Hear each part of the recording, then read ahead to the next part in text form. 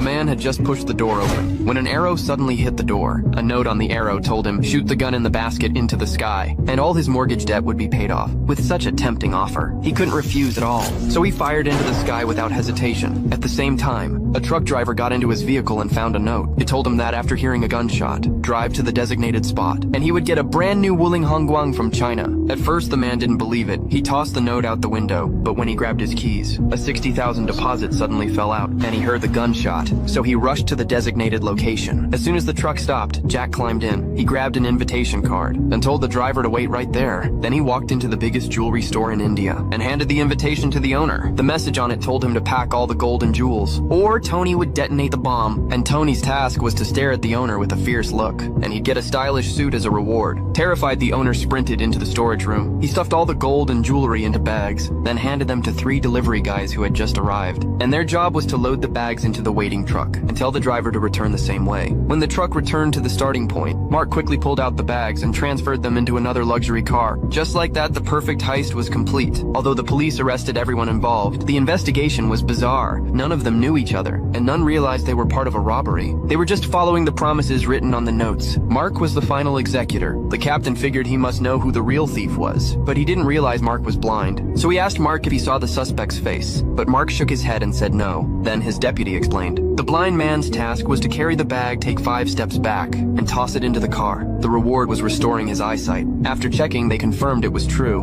and the surgery was scheduled for 6 in the evening. Hearing that, the captain was furious, because 2 similar cases had already happened this month. With no other options, they asked for help from higher authorities, and headquarters sent a top detective.